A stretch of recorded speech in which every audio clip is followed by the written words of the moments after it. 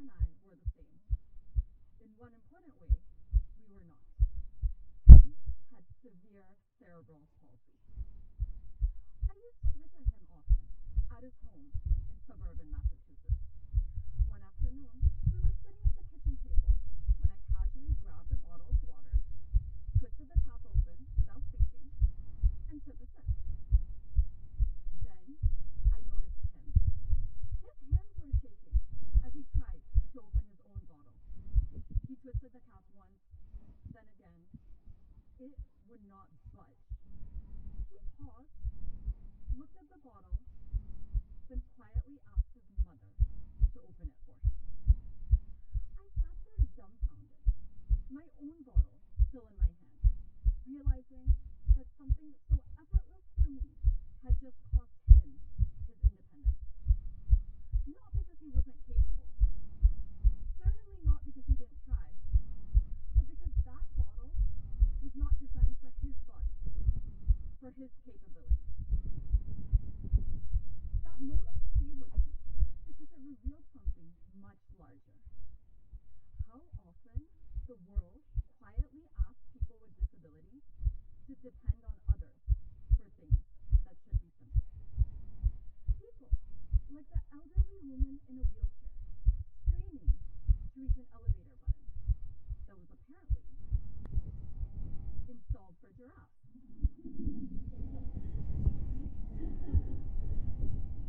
Everyday objects, everyday spaces, all sending the same message. This was not designed with you in mind. We've spent decades changing that story in the digital world for people with disabilities. Our websites are more accessible now, and yes, even our TikToks come with captions. But the physical world, our physical products, spaces, experiences, have largely been left behind. I have seen the same pattern emerge everywhere I work on accessibility. At MIT, at Google, at the World Health Organization. But then I realized something that changed how I saw everything. People with disabilities are the world's largest minority group. But it's not just that. They're the only minority group that any one of us can join at any time. Spoiler alert, you do not get a warning email in advance. Most of us will arrive there completely unprepared. Globally, over 1.3 billion people live with a disability. That is not niche. That is a population more than 3 times that of the United States.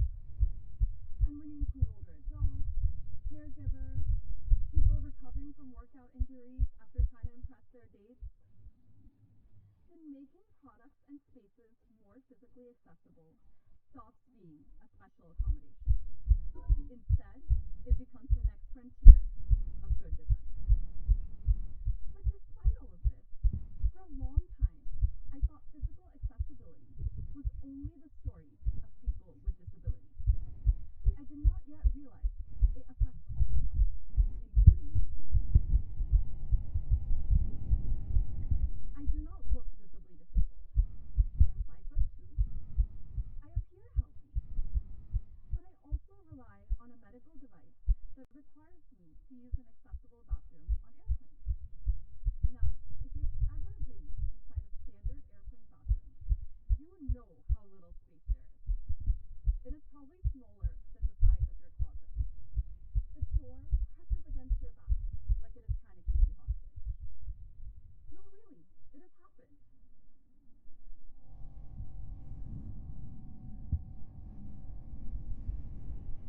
But in an accessible bathroom, there is space.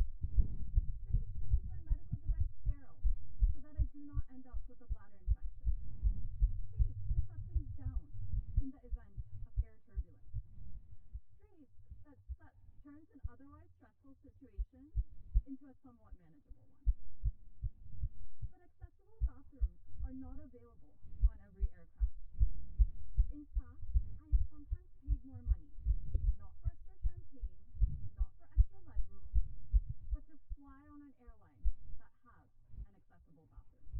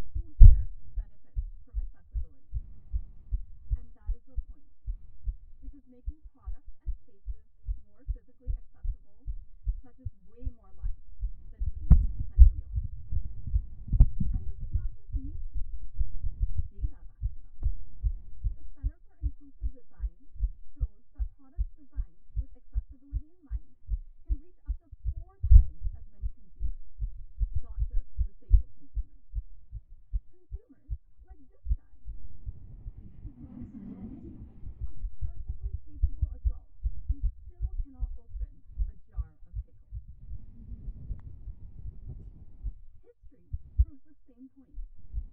Electronic toothbrushes were first designed for people with motor impairments, but today they're used by consumers worldwide and have a market size greater than 3 billion US dollars.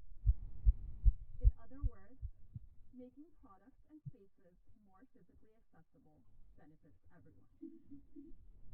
So why then do companies continue to ignore physical accessibility? It is not because they're evil. It is because making products more physically accessible is hard. It's expensive. It's complex. And frankly, many companies just do not have the resources to solve this problem.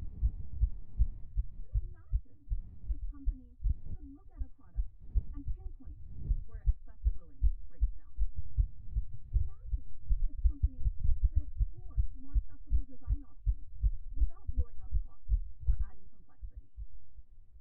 Well, I am so excited to share that my longtime friend and now co-founder, Amol